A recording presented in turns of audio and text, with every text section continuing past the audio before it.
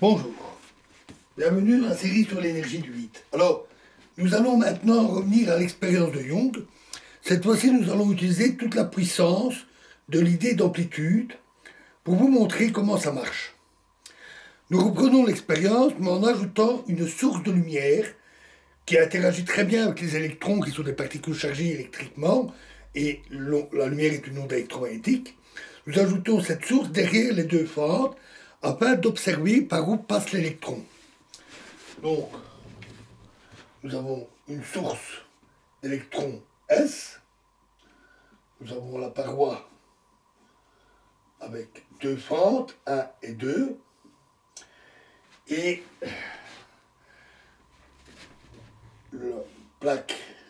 la cible avec le détecteur, placé en X. Nous plaçons donc une source de lumière et des détecteurs de photons, des 1 et des 2, derrière les fentes, pour observer les flashs lumineux dus à la diffusion par l'électron. L'électron allant par exemple dans cette trajectoire et le flash se produisant vers par exemple le détecteur des 1.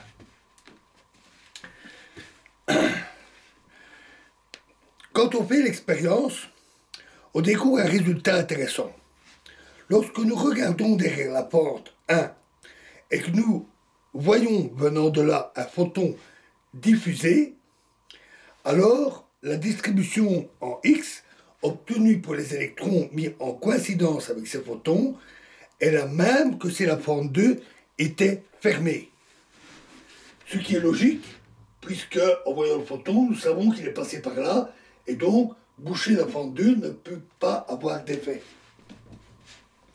Et on obtient une simple courbe en cloche, comme nous avions vu. La distribution totale des électrons qui ont été vus soit près de la fente 1, soit près de la fente 2, est la somme des distributions dues à chaque fente, et est complètement différente de la distribution obtenue quand la lumière est éteinte. Et c'est à nouveau logique, puisqu'on a une distribution de courbe en cloche des impacts qui sont d'électrons venus de là, et des impacts, là aussi une courbe en cloche d'électrons venus de là. On ajoute des impacts, on ne fait que les compter. On fait que compter les impacts, il n'y a pas de raison d'avoir d'interférence. Et donc on a une courbe en cloche plus large. Et par contre, quand on n'observe pas par où passent les électrons, on a les fameux phénomènes d'interférence dont nous avons longuement discuté. Alors ceci est vrai, au moins lorsqu'on utilise une lumière de longueur d'onde suffisamment petite. Si on augmente la longueur d'onde, les flashs, c'est un phénomène optique, purement ondulatoire, les flashs s'étendent et deviennent de plus en plus flous et larges, jusqu'à ce qu'il soit impossible de dire avec certitude près de quelle fente la diffusion a eu lieu. Et la distribution devient de plus en plus semblable à celle qui est obtenue quand la source de lumière est éteinte. Alors, examinons ce qui se passe en utilisant nos notations et les principes de combinaison des amplitudes. Alors, pour simplifier l'écriture, je vais encore employer φ1 pour l'amplitude pour que l'électron atteigne X en passant par la fente 1. C'est-à-dire φ1 égale X1, 1, S. Et de même, φ2 sera l'amplitude pour que l'électron atteigne le détecteur en passant par la fente 2. X2, 2S. Ces amplitudes correspondent au passage à travers les deux trous et à l'arrivée en X lorsqu'il n'y a pas de lumière. Maintenant, s'il y a une source de lumière, nous pouvons nous poser la question: quelle est l'amplitude pour le phénomène au cours duquel l'électron atteint X et le photon est vu derrière la fente 1?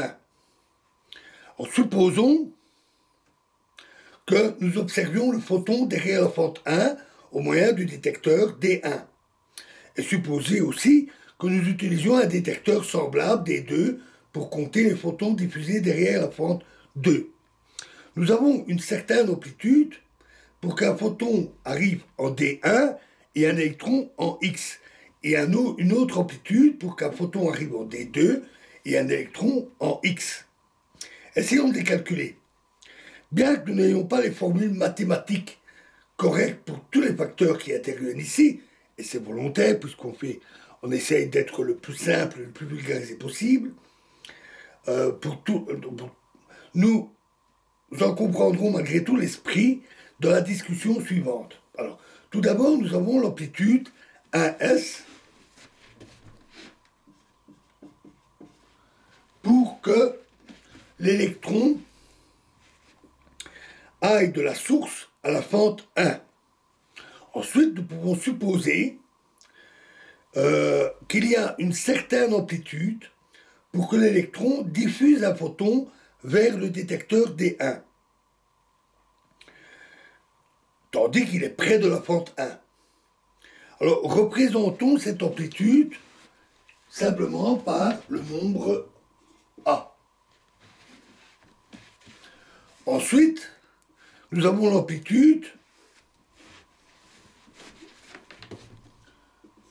X1 pour que l'électron aille de la fente 1 au détecteur d'électrons placé en X. Voilà, et nous allons en discuter encore un peu de ces cas-là, de ces choix et le résultat dans la prochaine vidéo. Je vous remercie.